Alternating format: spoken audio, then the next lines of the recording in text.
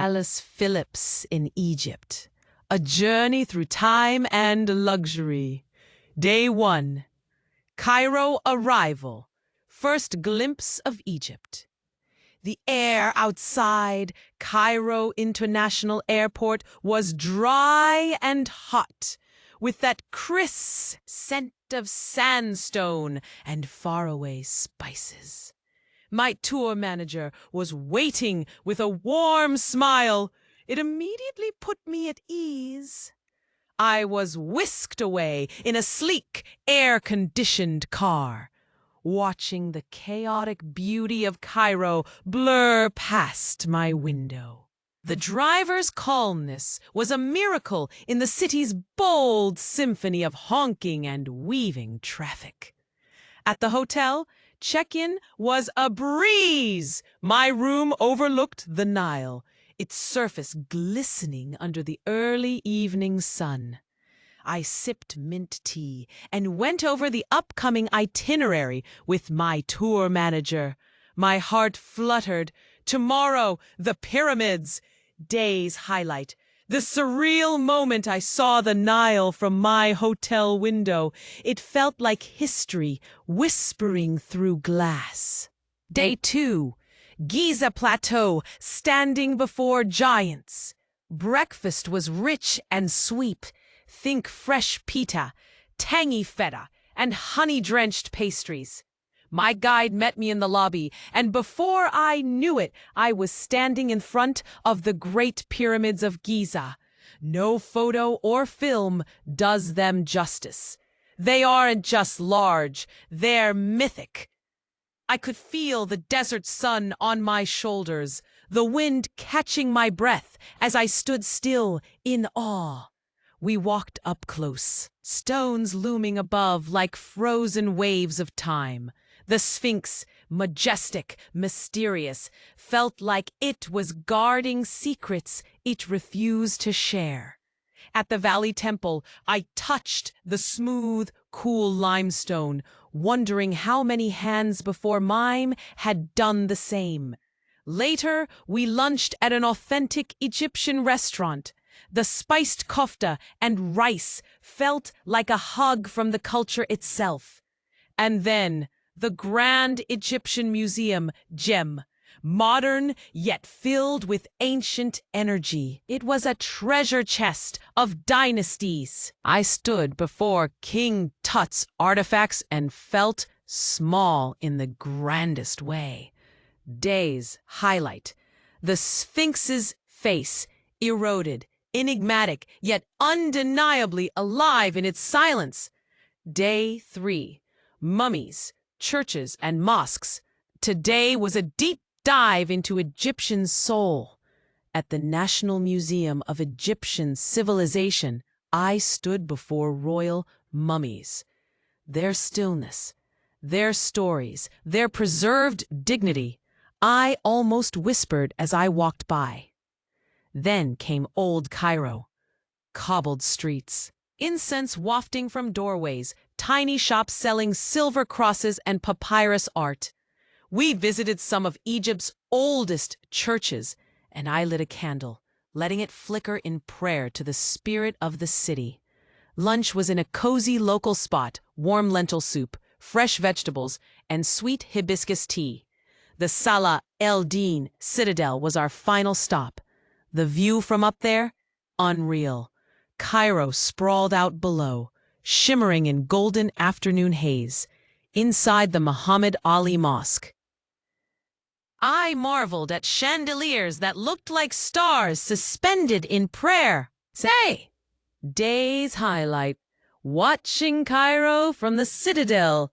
Timeless chaos stretching to the horizon. Day 4. From Cairo to Luxor, shifting landscapes. Saying goodbye to Cairo felt like leaving behind a fever dream. A short domestic flight later, I was in Luxor, greener, quieter, and rich with a different kind of magic. My hotel welcomed me with dates and fresh mango juice. The air here carried whispers from a different past. Temples, pharaohs, and hidden tombs waiting just beneath the sand. Day's highlight, that peaceful moment arriving in Luxor, ancient energy in a slower rhythm. Day 5's East Bank temples and Nile cruise begins. After checkout, I boarded my Nile cruise. The ship was elegant and modern, but once we began gliding on the river, I felt like Cleopatra reborn. First stop, the Karnak Temple. Immense columns soared above me like stone forests. My footsteps echoed on ancient paths walked by priests and queens. Then Luxor Temple bathed in soft sunlight. I stood between towering obelisks and statues, each gaze carved in stone, seeming to follow me. Dinner on board was candlelit, and as the boat gently rocked, I sipped wine and listened to the distant call to prayer. Day's highlight, standing among Karnak's columns, completely dwarfed by history. Day 6, Valley of the Kings and Hatshepsut's legacy. After breakfast, we ventured to the Valley of the Kings. The tombs, decorated with otherworldly hieroglyphs, felt like time capsules still glowing with purpose. Descending into one of them, the air turned cool. I could barely breathe from excitement. Hatshepsut's temple was defiant and regal, carved into the cliffs. She was a queen who ruled like a pharaoh, and her legacy emanated from every stone. We paused at the Colossi of Memnon, silent giants in the desert sun.